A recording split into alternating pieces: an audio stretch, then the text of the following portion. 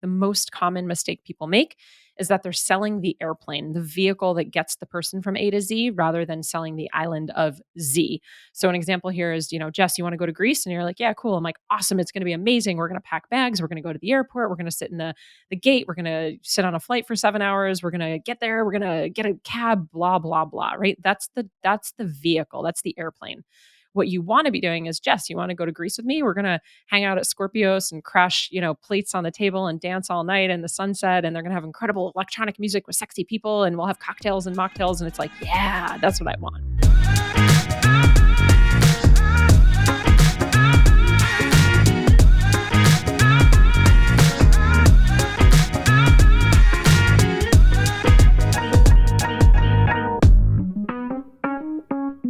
Welcome back to Fast Foundations, the podcast. It's your girl, Jess Bergio it's J Squared Day today. Jessica DeRose, welcome to the show. Yay. Thank you for having me. My best friend and I, growing up, her name was Jess with a G last name as well. My maiden name is Glazer. So we were JG Squared. And that's really funny that you said that. That was my best friend's name too. Someone dubbed us J Squared as well. And so we ran with it. That's so funny. All right. Watch out, you guys.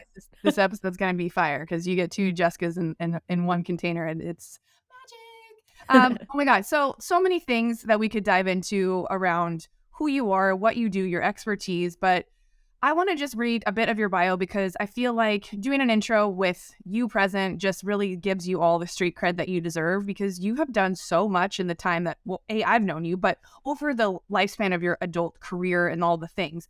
But it's cool because you're one of those people that I know and I recognize in saying like you can't connect the dots, looking forward. You can only connect the dots looking back. And so your story of a former celebrity personal trainer, elementary school teacher, you turned your, you call, cute side hustle into a multi-million-dollar business in 18 months. It's wild. And you've continued to grow and expand on that, which has been incredible to watch as like just a bystander of someone who admires your work, admires what you do, your tenacity, all of the things. Since leaving your teaching job in 2017, you have hired a team of incredible heart-centered leaders. You've served hundreds of clients and helped them generate over $11 million in revenue. You are fully, and it is apparent, committed to helping hundreds of entrepreneurs create seven-figure impact-driven businesses. You have 9 down, 91 to go. You write in your bio, I love that. 9 official multimillionaires that you have helped create that. We are going to dive into that today around course creation. You and I were trying to figure out what would best serve this audience of early-stage entrepreneurs who listen to this podcast. You are a philanthropist at heart. You give in the way that you teach and in your joy of giving back with Pencils of Promise. You've been featured in all sorts of cool shit like Wall Street Journal, Forbes, Yahoo Finance, The Today Show, Good Day New York, The New York Post, Shape Magazine, and Well and Good. Okay, that's a mouthful, but so amazing. As evident through your business and life, your philanthropic endeavors, your mission is to cause a ripple effect and inspire change for generations to come, making massive impact along the way and leaving a lasting legacy beyond singular actions. If you are listening, I always like to teach as we go, right? You do the same. That is an amazing bio, and anybody who is looking to put a bio together, look up Jess's because it touches on all key points of what she's done, who she is, and what she stands for. And I feel like in moments where we can teach, we should, and you're so good at that because you're the ultimate teacher. But Jess, wow, welcome to the show again, and just all of this. What stands out the most when your bio is read in your presence? Oh, well, thank you. It's funny that you started with the Steve Jobs quote because that's my favorite quote. When people ask me what quote I love, it's you can't connect the dots looking forward. You can only connect them looking back. And there have been so many times in my life that I have maybe felt like a failure or like I'm quitting at something or, maybe I'm not ready to pivot or I wasn't good enough and ... fill in the blank. But when I look back, it's all these different tools and experiences and lessons that I've learned that have gotten me and the business that you see today where it is. So when you read through that, it's flashes of moments of my life when I was in my doctorate program that I dropped out of and teaching elementary school and living on my brother's couch for a year in New York City and going to fashion school. I think I just said that. And the fitness industry and working my way up in the fitness industry and TV, all of that stuff. Like, it's like, oh, okay. So I appreciate you reading it because it just gives me a moment to reflect back and see what we've been able to do. And I'm really proud to say humbly that those numbers are incorrect. And so we're up to 12 millionaires, which is really exciting. And that's just what we know. I'm sure there are Right. more out there, but those are the ones that come back to let me know. And in known revenue in our program, over 22 million. So, and again, that's Gotta known. update that bio, girlfriend. I know. So once they graduate, they go on to continue to scale their businesses, and we don't always hear about it. So yeah, it just makes me really, really proud. That is amazing, and it should, and I know that's deep down what drives you to keep going and keep coming up with the things that people really need to get the not only momentum in their business, but to sustain it long term to create those millions of dollars. And I know, like attracts like, and you get so many people who are heart-centered, who just want to serve. And I think, would you say that's one of those commonalities that, there's a lot of coaches in the industry, there's a lot of people who can help people out there, maybe create businesses, maybe even create millions of dollars in their business. But you speak to the things that you stand for so fully. I know that to be like who you are versus what you do. And would you say that that is a huge part of how you attract new business in and new people who want to work with you? I think there's a layer of it. I think it's energetically a layer because we actually don't speak of it often. I'm very mindful not to use give back and philanthropy and charity as marketing because it's actually a very gray area. We were able to build a school with Pencils of Promise. Our doors opened. So we built a school over in Africa and our doors opened January of 2021. And that's something that I'm so proud of. And it's so incredible to be able to provide jobs for community members that live overseas and of course school and education, continuing education, hygiene programs, so on and so forth. We don't typically use that stuff in our marketing. So I do think that it's just a kind of a frequency thing where people are like, okay, I see what you do. I feel it.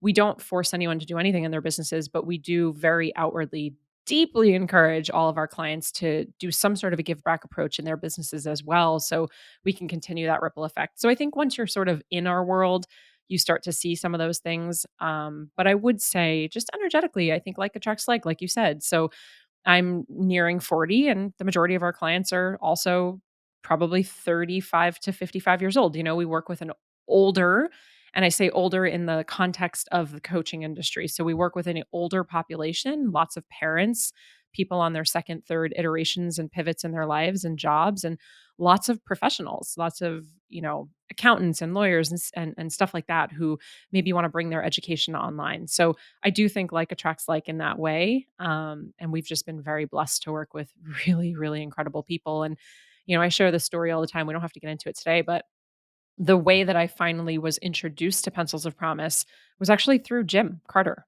And it was a beautiful, synchronistic, divine moment that we had the night that we met many, many years ago. This was pre Fast Foundations. We met at an event. We were at a dinner that we both got invited to. And we were sitting next to each other at the table doing the whole like, so where are you from? And what do you do? And really at that moment, my business was still kind of a cute side hustle. I think I had just left my teaching job to go all in on my business. And the different things that I was doing in my business, I was giving back to charity. And I would let my clients pick the charity they wanted me to give back to. But a coach that I was working with at the time said, you could probably make a bigger impact if you go deep and you go give to one charity versus lots of charities. I encourage you to think about that. And so as the universe played out in the matter of 2 weeks, one of my personal training clients came in and he gave me the book Promise of a Pencil, which is Adam Braun's book all about pencils of promise. So I read that book and I was like, wow, being a teacher, I'm like, this is so cool. And then that same week, a bunch of mentors from a distance, Chris and Lori Harder, Amanda Bucci, Lewis Howes, they were all at a mission trip in Guatemala building a school with Pencils of Promise. And then the third strike was I'm sitting at this dinner and I'm talking to Jim, this man I didn't know, and telling him, oh, blah, blah, blah, this is what I do. And so my mentor told me I should pick one charity. And he said, oh, have you thought of a charity? And I said, well, the universe just keeps putting in my lap this organization called Pencils of Promise. Have you heard of it? And he cracked it like ear to ear grin. And he said, yeah, I'm on the board. And so that night he connected me in an email to the CEO. And that's really how we first got involved with them. So I don't know how we got here, but yes. Well, I I think love that. like And trust like. I was literally going to talk about the fact that I know that's how you and Jim met and how it all, the synchronicities of it all. And that's the beautiful thing I think about how we're all kind of connected in this entrepreneurial world is through people referring people or suggesting things or, offering guidance in whatever way they can. And the universe just knew that this was the path you needed to go on. and to be around these epic people doing epic stuff like you are now doing too. Because like you said, you were still kind of in your cute side hustle. So let's go back to that time of where you were at when you were sitting at that table with Jim. And this was, just like a budding, idea of where you wanted to take your business. You probably couldn't even see how far and what was possible at that point, right? Because you've Not at all. never known it. You hadn't been around those type of people yet. Like I hadn't either. So you can't see what you don't know. Mhm. And how did you discover, masterminds? Had you been in programs before? What was your Yeah. experience before and what led you to Fast Foundations? Yeah, so I have a long story that people don't really talk about. So the sexy bio is that I built this, multiple seven-figure business in 18 months. And while that's true, that's not the full story. So I left my teaching job in 2017 to go all in on this idea of entrepreneurship, which at the time I didn't even know what an entrepreneur was. I was not even close to replacing my teaching salary, which was not very big. It was about 50 grand a year. At the time in 2017, my cute side hustle, as I call it, was bringing in about $300 to $1,000 a month max. And that was between slinging ebooks for $79 a pop on the internet and in-person personal training and paid Facebook groups. And I was also in a network marketing company at the time. So all in, all those little things would bring me about $300 to $500 a month. So I did not leave teaching because I had replaced my income. We can talk about the whole reason of why I left teaching, but my point here is that I started digital education, course creation, selling ebooks and doing things on the internet in 2012. So I had already been 5 years into testing, trying, learning, and my first experience of a mastermind, which I think that word gets thrown around. It's, maybe it wasn't a mastermind, but it was more of like a course container, was in 2014. So I actually hired my first business coach in 2014, having no idea, plan, or dream to be an entrepreneur or to do this coaching thing full time. It was just, quite frankly, to make ends meet because we were living the American dream and we were completely house poor, living paycheck to paycheck. And I was working all these side jobs just to make ends meet. So that's where it started. So it started in 2012, and it was me emailing friends from college who no longer lived in the same state as me, and they were writing me checks and literally mailing me checks in the mail for me to write them workout plans. At the time, I had been a trainer for probably about 14, 15 years. So I had a nice career in training. And so I was writing people workout plans for $79 a month, and they were writing me checks in the mail. And different iterations of that came as I sort of was watching the industry change. And so I got into blogging, and I did that for 3 years, and selling ebooks and 12-week programs and paid Facebook groups and so on and so forth. So by the time that I left my job in 2017, I truly at the time thought, I'm going to be the next Jillian Michaels. Like I'm going to build something like Tone It Up, which wasn't even what it is today if you're familiar with the brand. So I really thought I'm going to be a fitness TV personality and I'm going to build this business in fitness, which is what I was doing on the side. So when I left, that was the goal. And within about 2 months of me leaving my job, I hired another business coach. And so I've never not had one. I've always had a coach. I've always been in a course or some sort of a mastermind or something since 2014. But my first mastermind, I guess, was around it might have been right before Fast Foundations, but I had been in a couple other masterminds with other coaches in different containers. Yeah, throughout the years. Awesome. I feel like a lot of people now, yes, the word has been thrown around. What does it actually mean? What is it? What do people do in these masterminds? I think my perception of them long before I was even considering joining one was you had to be at some certain level in your business to be a part of a mastermind, right? Because I figured all the smart people got together in one room and got smarter and richer together. Nobody else was invited to these like elite level rooms. Yeah. And it's funny because, watching one of our mentors, Chris Harder, talk about this and being inside some of these bigger containers with big time authors or people who, they were at a price point that I was like, the quote unquote must be nice to be able to join things like that if and when, Mhm. but not knowing what the purpose of it would serve if I was in one. And so, when he created one for early stage, he called it accidental entrepreneurs. I was like, wow, that's probably 99% of people who are entrepreneurs or striving entrepreneurs. It's some sort of accident that they became one, got interested Yeah. in being in one. They don't know. They didn't go to school to be an entrepreneur. Sure. So if this mastermind is for accidental early stage ones, well, that kind of sounds like me. So that was the hook and line that got me interested in and thinking, oh, maybe this is for me. Yeah. So after having coaches and going through, trying different things on for size and seeing what fit right, I know you knew Chris through, the network of people. determining that being in this group was something that was going to benefit you, what was your goals and kind of vision for going into the container? Yeah, if I'm being completely transparent, I mean, gosh, when Chris started his elite mastermind, which you have to be making, $500,000 to get into, at least at the time, I was a teacher full time. And this little side hustle was bringing in $300 a month and it wasn't a thing. But I knew when he launched that, and I believe that was a year before I left teaching, I said, that is the room I want to get into because I had already been dabbling with other coaches. And I was like, that is the room I want to get into. I want my business to be making $500,000 a year. That's what I want to do. And so when I left teaching, I made that my mission. And I took my cute side hustle to six figures in like a minute. I mean, I took a deep breath and it was there. And that was because I had been doing the groundwork for so many years and I had the time then. And then I scaled to multiple six figures within the first like 3 months. And so I was consistently reaching out to him saying, like, I think I'm almost there. I think I'm almost there. But when I left my job to when that next year's mastermind was going to run, I was just under the radar.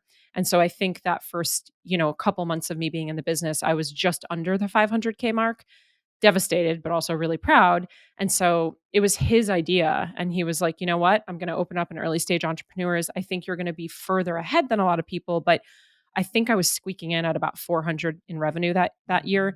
And he was like, you're not there yet. You're not ready for elite. He also knows how to coach me. And I'm great under pressure with a push like that.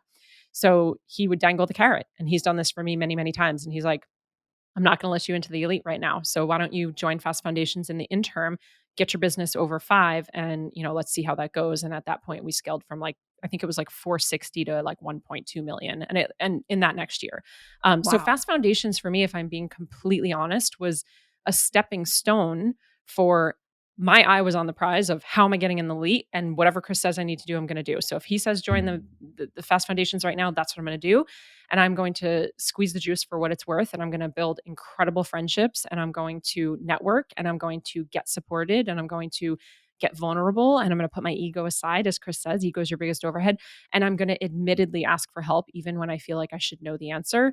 And that is exactly what I did in Fast Foundations. And I just showed up and I felt so dumb asking some of the questions that I asked and asking for help and getting vulnerable, but I made some of my dearest friends in there and I allowed myself to be held in whatever that journey looked like. Hey, it's RT. Thanks so much for listening to the Fast Foundations podcast. I want to see you in the room. I don't want you to just be hearing my and our voices. Let me tell you about the Fast Foundations Mastermind. It's a 6-month-long program, and it's our signature program. It's how you join our community. Every time we talk about this amazing community of almost 400 people that have gone through our mastermind that we have here on the podcast that we hear from and our mentors, all that kind of stuff, all the guest speakers, the coaches, all the awesome things that we get to do, it all starts with the mastermind. It's a 6-month-long program with two-day in-person events. One's in Scottsdale, one's in Denver. Yes, they're in amazing, beautiful places. We have them in cool spots because that's fun. We also give you 6 months with a coach, one-on-one. And the most important thing is once you go through that mastermind and you learn from all these amazing speakers that we bring in, learn from your coach, grow with me and Jim and the rest of our team, you get lifetime access to our community. Every single thing that we do is recorded and uploaded into a private platform off of Facebook, off of the social medias, all that kind of crap. And it's saved in one place that you have, again, lifetime access to. So when you join the Fast Foundations Mastermind, which you can learn more about at fastfoundations.com and click on Join the Community to apply. When you join this mastermind, you're in our community for life. I really hope to see you in the room, and I hope to talk to you soon.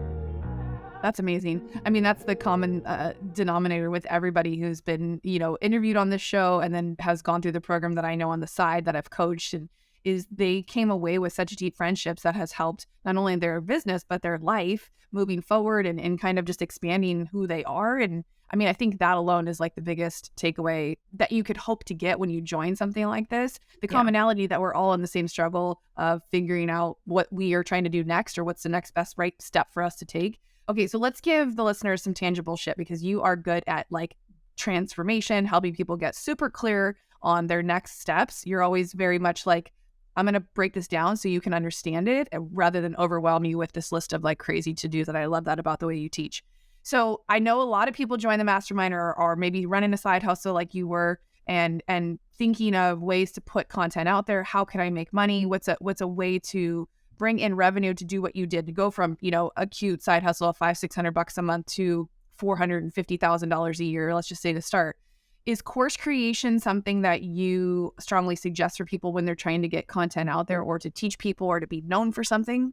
Yeah. I mean, for me, that's like my bread and butter. So, of course, I mean, it's what worked for me. It's what I love. I'm a teacher, so I'm obsessed with writing curriculums. And I think it's a way that you can reach more people, make a bigger impact. And it's not rocket science. You can have 20 people in a course, you can have 100 people in a course. So you can just make more impact and make more income in less time. So it's a really incredible way to leverage yourself. And once it's built and you sort of have it running as a machine, you can also step away from it and have it running as evergreen. You can break it apart into smaller programs. So I think it's the best way to get fast results, fast testimonials, fast feedback, and then you need to tweak and iterate based on that feedback. So I'm a huge advocate for courses. Yeah. Amazing. So if someone has something they want to get out into the world, something they want to teach, is there a format that you walk your clients through or any secret sauce we could give the listeners today that they could maybe start to implement into their very first course, or maybe creating a better course than they've tried to do in the past? Yeah. So the first thing is I see 3 different phases here. It's foundations, marketing, and sales. So in the foundations column, we're not going to spend a lot of time because if you're listening, you probably have already done this, but foundations is going to be, what is your niche? Who is your ideal client? What is the language that they're using, their pain points, their pleasure points, so on and so forth, right? The second thing is getting into the marketing of it. So now how are you going to speak about the offer, not the product? And this is a huge mistake that people make. The most common mistake people make is that they're selling the airplane, the vehicle that gets the person from A to Z rather than selling the island of Z. So an example here is, Jess, you want to go to Greece? And you're like, yeah, cool. I'm like, awesome. It's going to be amazing. We're going to pack bags. We're going to go to the airport. We're going to sit in the gate. We're going to sit on a flight for 7 hours. We're going to get there. We're going to get a cab, blah, blah, blah, right? That's the vehicle. That's the airplane.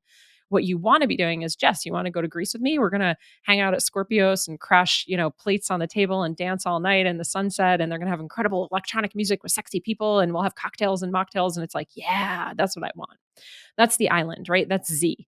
So with your marketing, you need to really understand the difference between what is your offer and what is the actual product, because respectfully, nobody really cares about your product. If they did, we wouldn't have like the diet pill industry or liposuction, right? Like we just want the transformation. So knowing what the transformation is really, really important.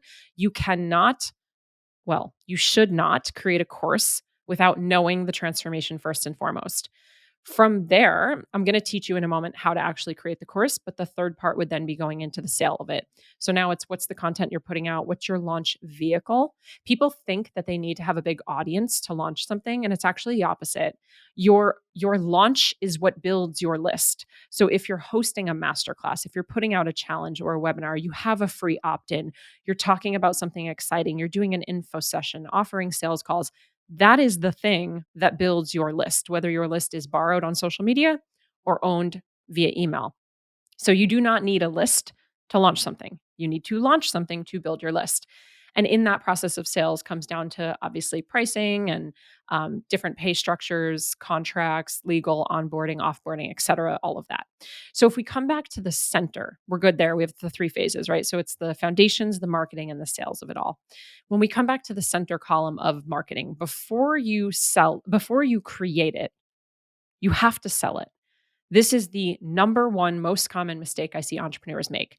They spend time, or coaches, they spend time creating a course. They put together PDFs on Canva. They might maybe even put together like a sales page, or they put together a webinar. And they do all of this work, putting time, energy, potentially money, and a lot of heart and attachment into this baby that they're creating. And then they put it out into the world and it flops. And that's where most people quit, because it didn't work, because I'm not good enough, because whatever, fill in the blank story that you're creating. That's a conversation for a different day, right? We're meaning making machines. We'll make meaning out of anything. What I would rather you do, and this is what we teach, is you sell it first. And then once you have money in hand, you start to create it. And I know that feels really scary. So I'm going to break down what that actually looks like in just a moment so that you have clarity of what the heck you are selling. Because without a tangible thing created, it is very difficult to sell something. And it's really difficult to sell it with confidence. And if you're not confident in selling, they are not going to be confident in buying. So, how do we increase that confidence and just the clarity of you speaking about the thing? Do you want to go there? Yes, let's go there. Are you guys ready for this? I hope you get your notepad. If not, you better hit pause and go get it and sit down and take some notes, or you can just re-listen to this, but be present in the moment because this is good stuff. Yeah. So, if you think about something like Kickstarter or Indiegogo, you put a concept out into the world, maybe you put a little video together about the thing that you want to do, and then if people see value in it and they think, "Yeah, this is a great idea," they give you money. And when you hit your goal or you get that money, you go and create the thing. So this is the concept of prototyping. And if big companies didn't do this, we wouldn't be on iPhone like 15, right? I mean, iPhone 1 was essentially the prototype of this smartphone. And they constantly take that feedback and they iterate. And this is really important, other companies, other businesses, other coaches doing the same thing as you is not a bad thing. So let's just preface this. Saturation is not the problem. Saturation causes innovation. So we've got the iPhone and we've got the Samsung Galaxy. When one of them comes out with a new feature, the other one goes back and adds the feature, makes it better, and adds another feature on top of it. And we keep playing this game of innovation back and forth. So saturation is not the problem. If there are other coaches doing what you want to do, lean into it, because if they're making money and they have clients, it means that there's market demand. Now, how do you create the course? So we teach a method that I created, gosh, probably back in 2009 when I was a teacher. This is how I used to write curriculum for our school district for a decade. And this is what I teach to our clients. And now I see a lot of people on the internet using similar methodologies, which is great because it works. So we call this post it to profit. You're going to use sticky notes for this. You could do it in a notebook, but it's way more powerful if you do this on sticky notes because you can use your wall, your floor, like some area of the home that you have space. The first thing you're going to do is figure out what is the transformation I'm going to give this person from A to Z. Okay, I'm going to help them lose the baby weight after they've had the baby. I'm going to help them launch their first business and make their first 10K. I'm going to help them launch their first podcast, whatever that's going to be. Then inside of that, you start to play with this idea of what are all the things that I could teach them, all the things I want to teach them, and all the things that I think they need to learn in order to get from A to Z. Step number one is put one idea on a sticky note. So you might have 50 sticky notes. Each note is only allowed to have one idea written on it. And you're just going to pop all those notes up on your wall. They don't need to go in a particular order. You're just going to put them up. So you're getting all of the ideas of what you could teach, your lived experience, your unique perspective, and your skill set. And you're putting it down on sticky notes. I'm going to teach them all this stuff in order to get them from A to Z. Okay, so that's step one. Okay. Step two, you're going to go over to the wall and you're going to start to group like elements near each other. And I'm going to use a fitness professional as an example. So I'm a trainer and I'm going to help someone lose weight after they have a baby. And I start to look at the wall and I notice, wow, there's like five, six things here that all kind of have to do with food or nutrition or something to do with like food. I'm going to put all that stuff over here, and I'm using my hand to just say like over here on the left, it's all the food stuff. Wow, this is so interesting. There's a lot of stuff over here on recovery and, biohacking and foam rolling and stretching and warm ups and cool downs. Great. That's going to go in one area.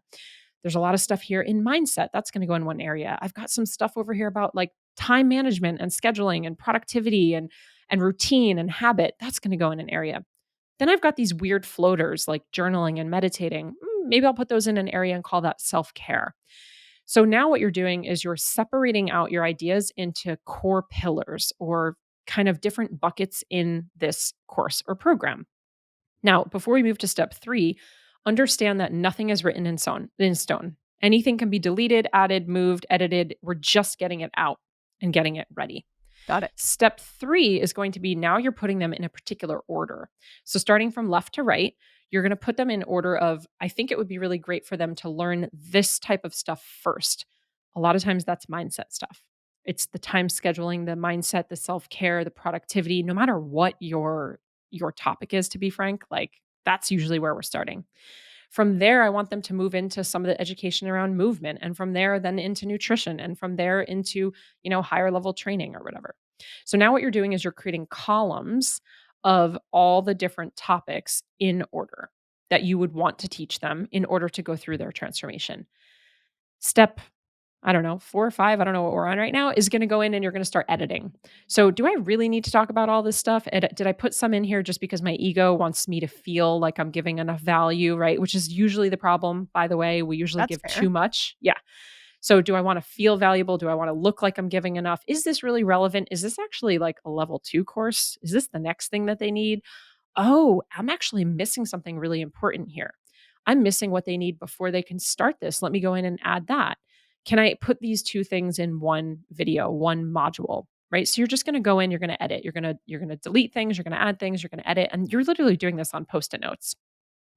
At that point, what I love to do, if you know you're going to be creating a course, is on that same post-it note, I start to just write down this particular topic would be really powerful in a video. And I can already imagine I want to create like a checklist with this. Next post-it note. I think this one is just going to be a PDF. Next one. I think this one's just going to be a video. Next one. I definitely want to include a habit tracker, right? And so you just start to write on the notes, like, what are the deliverables for each piece that you want to give? Now, what you've just done is you've created a skeleton, an outline, whether it's a live coaching program, an evergreen course, a membership, it doesn't matter. You've created a skeleton of what is needed to get them through the transformation, to ensure that they're getting wins along the way. And you just gave yourself clarity on how to even speak about the thing. So, by having this kind of visually laid out, I can promise you, because I've done it thousands of times now, that is all that you need to speak about an offer. And you're not speaking about every single post-it note because, again, that's the airplane. No one really cares. They actually don't want to do all the work that you have them set up to be doing. Yep. I just want to get to the island. So, but now what you can do is understand how you're getting them to the island, which gives you the empowered decision to speak about the offer. And then when you do start it, let's say someone pays you, now you're going to go start creating it on the back end of your business, and you could create it live the first round that you do. You really are going to remove that ego and allow the client to help you navigate the speed and the direction. So you think you know you're going to do all these things in this order, but then smack in the face, you're teaching something and they're like, wait a minute, what's that? And then you actually have to go backwards to go forwards. You think you're going to rush through something in a week. They need 2 weeks to get through it. So allow yourself to be really flexible. We are graduating right now our 16th class of our signature program. It has never, ever, not once been the same. 16 rounds, we're still tweaking the order that we teach things, adding, deleting. We're on the 4th iteration of our book. We have a book that we send you, like a 150-page book. 4th iteration of that. Because every time we do it, we make it better and better and better based on the feedback that we get. Like the iPhones.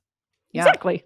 Love that. That's so helpful. I mean, you went over so many things in a warp speed. I took notes just so I can add them into the show notes and to check my own notes, because you guys always in developing things and creating them, like she just said, you will tweak it and change it. And maybe you've already created courses that have worked well for you. But maybe if you peeled it apart and added even more texture to it by creating these sticky notes, you could find things that would make your course stand out even more than someone else's, right? Be the iPhone.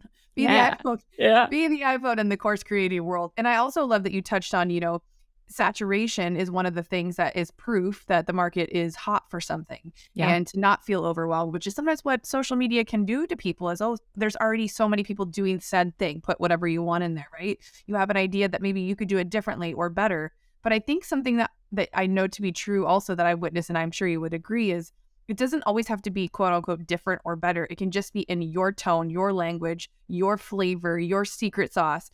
And if you know it's something that you're good at or that you get excited to talk about and teach, and that you can make a whole wall of sticky notes about, that is something you should lean into too, right? I mean, let's speak on that, because I see so many people come up with ideas that they think they should be doing versus what really is something that would come naturally to them or organically to them that they would really love to teach about versus what they think they should be teaching or coaching to. Have you experienced people coming into your programs thinking they want to do one thing, but then secretly realizing that's not actually what I'm supposed to be talking about? Yeah, all the time. And I Uh-huh. mean, I even have experienced this myself. And I think we get caught a lot of times in low hanging fruit. So we see something that is available to us. I'll use myself as an example. So I finally left the fitness industry, but 18 years I worked as a celebrity personal trainer. And there have been a lot of times that people have reached out to me. It's now kind of dissipated finally, but where they're asking for training. And so that's low hanging fruit. They're like, I want to pay you for training. And I'm like, I don't offer that. I don't want to do that anymore. That is unavailable. So low hanging fruit would be me saying yes, despite the fact that I don't want to, but it's low hanging fruit. There's money on the table. It's right there. That's what people know me for. That's what my account used to be. So I would say caution any low hanging fruit. While it could feel really easy, it doesn't mean it's always aligned. The other thing that I would say is just be open to what people want, but understand that you don't have to make all your business decisions based on what people are asking for. So really, we take an approach of what's your personal story? What have you personally been through? What's your own personal transformation, or how have you helped other people transform?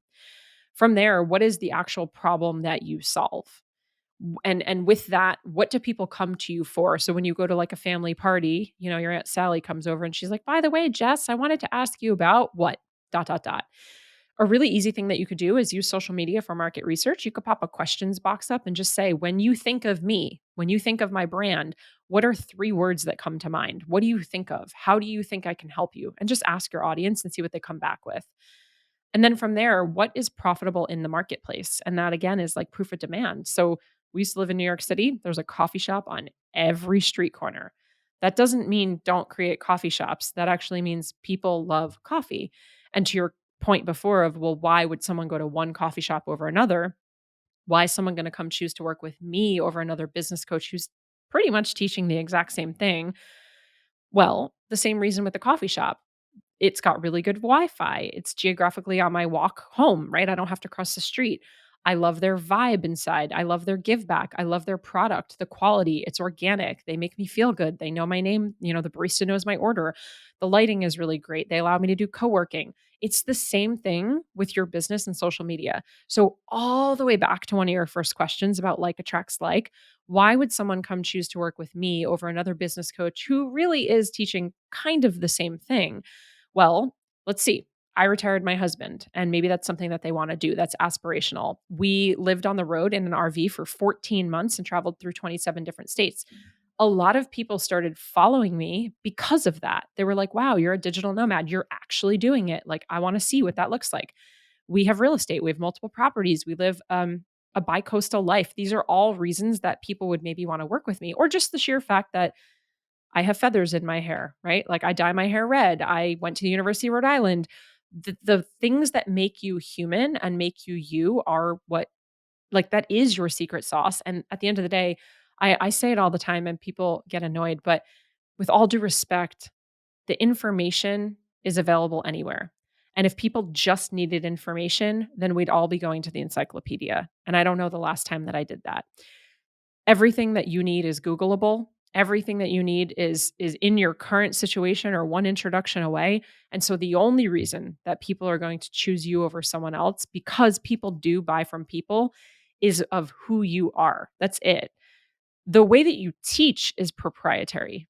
So the way that I show up, the analogies that I use, like that's proprietary to me, but the information is not proprietary, which is a whole other conversation, because that's why I believe we are responsible for giving it all away for free.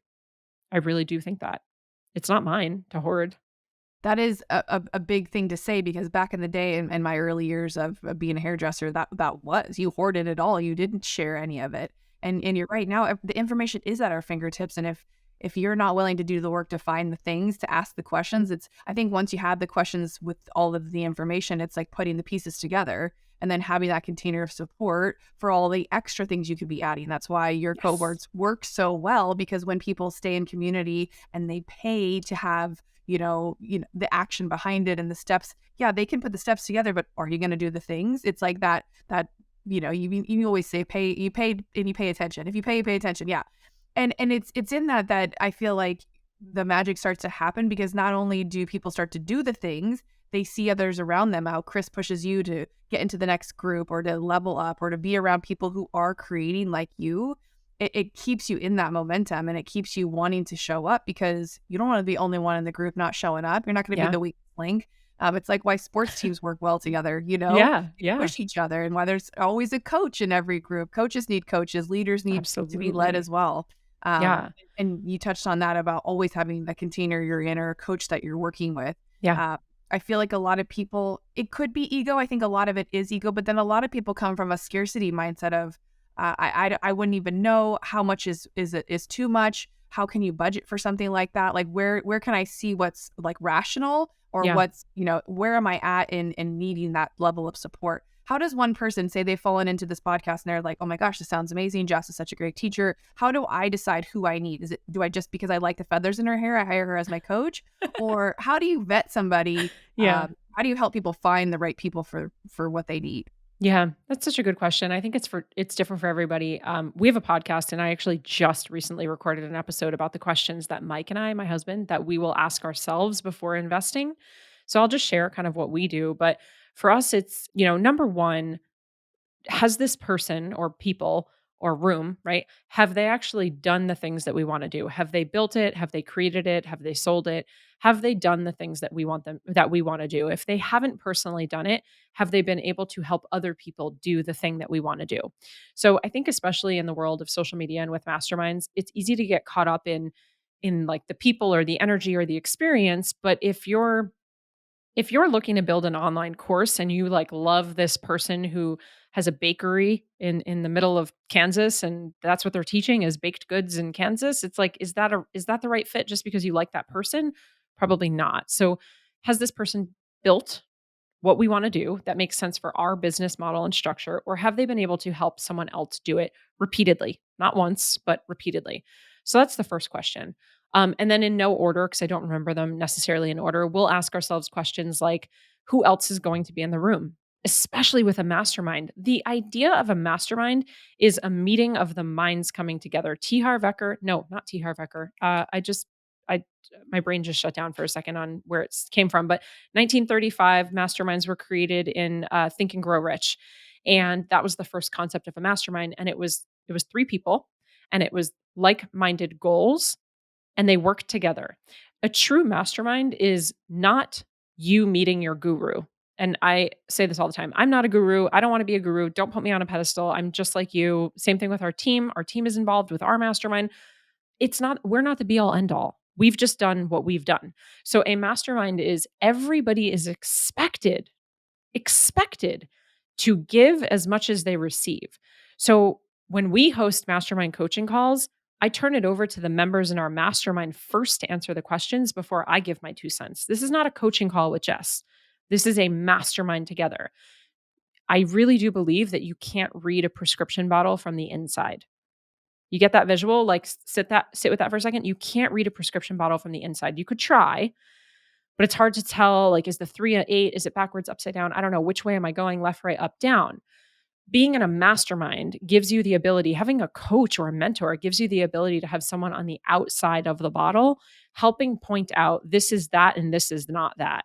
It doesn't mean you have to go and do what they say. It doesn't mean you have to scrap everything that you're doing. But the beautiful thing about a mastermind or a coach or mentor is that you have someone on the outside going, well, have you thought about this? Well, did you try that? In my experience, the other thing that we ask ourselves with the who is going to be in the room, that's a couple things. It's, are they going to stretch us? Is everyone in the room at our level? Because for me, I actually don't want to join that room then. And that's not like, I'm not throwing shade. I don't need to be in a room of me's. I need to be in a room of where I want to goes, right? So where do I want to go? Can the people in the room support that? For me, in a mastermind, I want people in other industries. I want people in other niches. So it's fine, but I don't want to be in a container of coaches coaching coaches. It's not that it's not valuable, but it's like a pool that we've all been swimming in over and over and over. So I'm like, I want to get in a room that has completely different business models, completely different industries, because the trends are different in different industries. So we ask ourselves the question of who's going to be in the room. We then ask, you know, are those people as well as the facilitator aligned with our core values? Mike and I, Team DBE, our digital business evolution company, every decision we make is on our core values. So going back to the earlier conversation, for me, it does matter. Does this person give back? Do they give their time? Do they give their money? What are their beliefs on spirituality? What are their beliefs on, I don't care what your political beliefs are, but what are your beliefs on work hard, play hard, right? Like, how do you fall in line with some of the things that I really, truly, deeply believe in my business. And it doesn't have to always agree with me. I don't want you to always agree with me, and I don't always want to agree with you, because it's in the disagreeing that we grow. Show me your perspective. Like, teach it to me, show me what's possible, and maybe you'll actually flip the way that I'm thinking about something. And if you don't flip it, maybe you'll expand what I think is possible. So we'll ask ourselves about kind of the values of this person. And then, for us, it's like, what are the deliverables? Where I'm at right now, I need in-persons. I want in-persons. If there's not going to be an in-person element, I'm not going to join. And it's a non-negotiable for me at this moment for a variety of reasons. So what are the deliverables? And then when you come down to the investment, for Mike and I, is it stretchy and uncomfortable, but also is it responsible?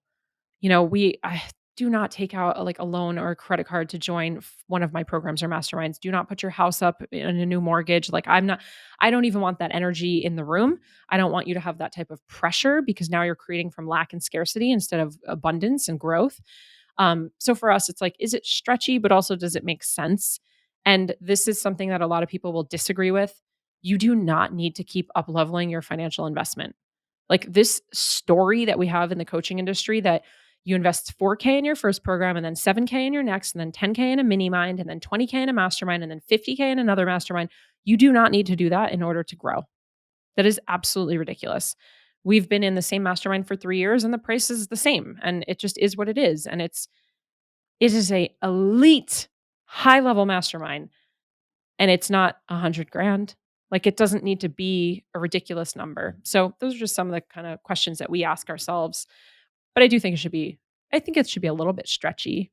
I agree. I Yeah. agree. And I think to each their own on how they find the money for things. But as you know, and I know, if you want something bad enough, it's interesting how the money just seems to appear, and you can find what you need to support your goals. If your core values and everything's lined up, and that is exactly where you want to go, you will figure it out. And Yeah. every conversation I've had around people who have found the money to join programs or to put that investment in themselves, they see it through, right? Because there's meaning behind it. It was a stretch for them, so they showed fully up in the program, in the process, and they usually have the greatest results from being all in versus it not being a stretch, you not taking it fully seriously. But not to say that you need to base everything off price, but again, it's good. Those were all such amazing like questions to ask yourself if you're thinking about joining a program or being a part of something.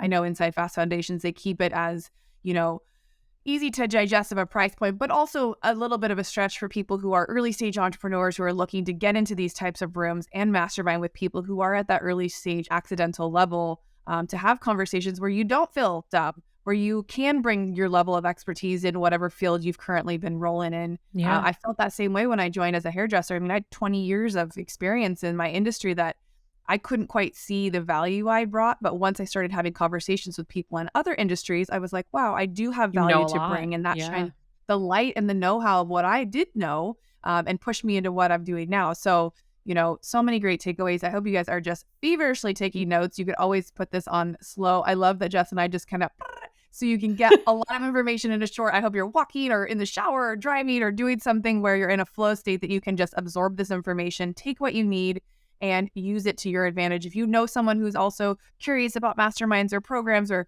launching their thing or starting a course, send this podcast to them, because there's invaluable information that you would have had to dig through Google to find, and you would have got it in such a fun and exciting way. So we all know someone who could use a little nudge and love when it comes to like scaling up in their business, showing up in their business, or just taking that scary step to start their business. Stop talking about the side hustle and do the things, because Jess is literally what's possible if you just go all in and commit to, the sticky phase of not living the high life, making $500, $600, $700 a month if need be, right? Living on the couch if you have to sometimes. Yep.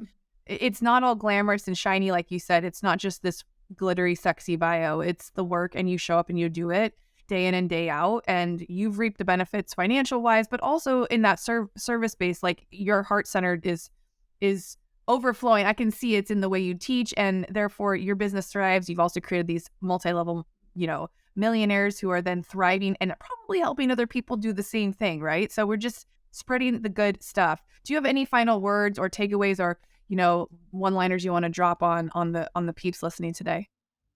Gosh, there's so much I want to say.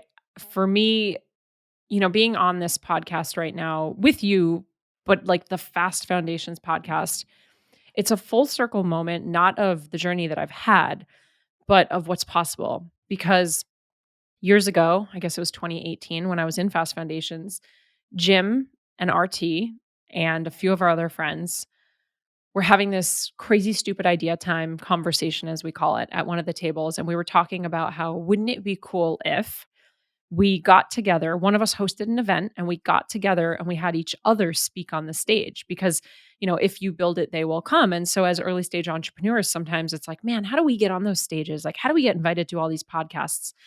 So Chris and Lori ran a competition, something. I think it might have been for like MVP of the weekend. And it was a $10,000 check gift award.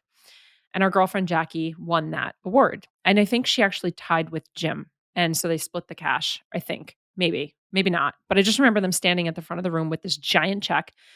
And the two of them said, we are going to build a stage with this money and we are going to invite all of you to speak on it. And now, fast forward just a couple years, April of this year, I went to here down the street in Scottsdale. RT and Jim hosted the first in-person Fast Foundations retreat.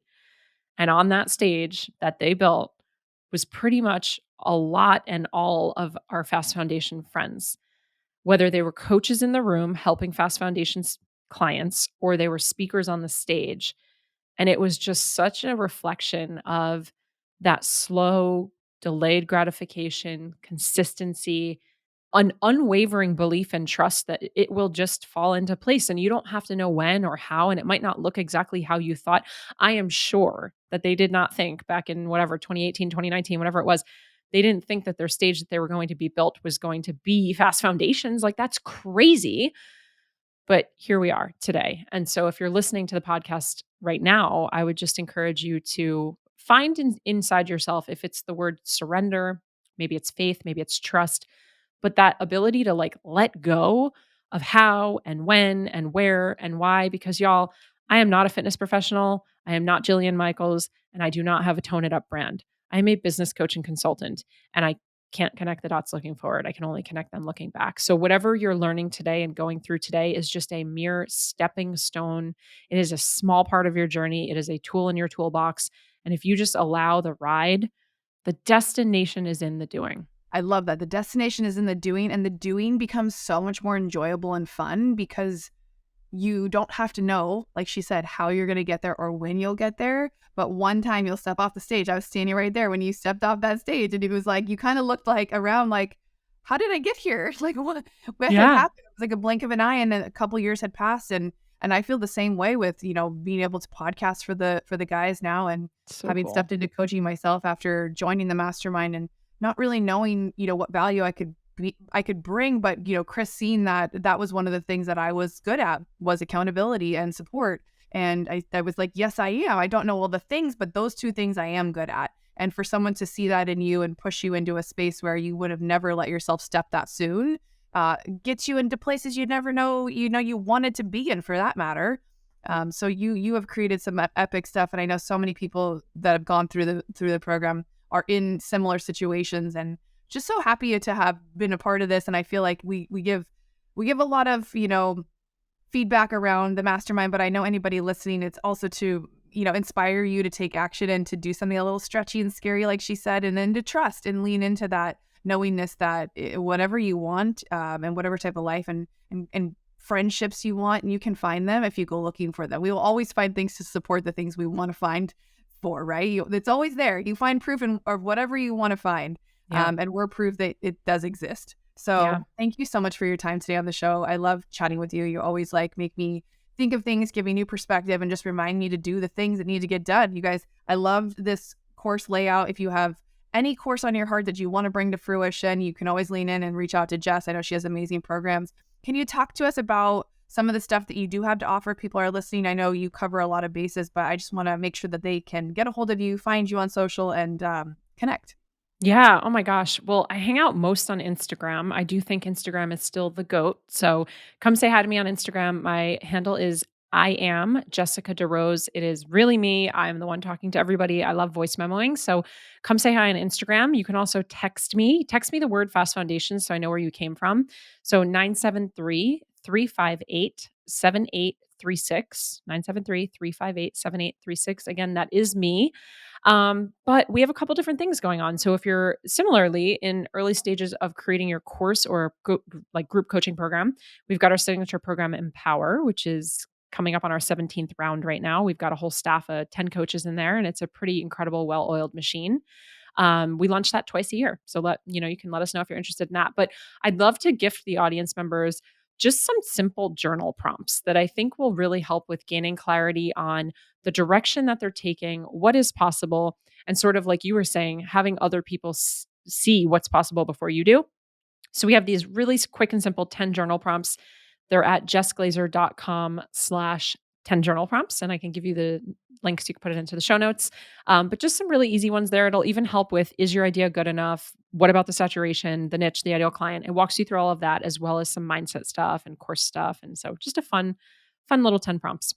Amazing. You guys go grab that. We'll put it all in the show notes so you don't have to stop. If you are taking notes, I'm sure you got that, and go get your free little resource, because it is everything, like she said, is available to you. You just have to go out and find it and do the things. But connect with us here at Fast Foundations. If you're interested in the next round of Fast Foundations, the mastermind, I think that's launching in February. You can always check out fastfoundations.com to learn more, and shoot either one of us a message. DM us if you love this episode. Share it on social. It would mean the world to get the podcast out to more people. Jess, it was so good chatting with you, and we will see you guys on the next episode.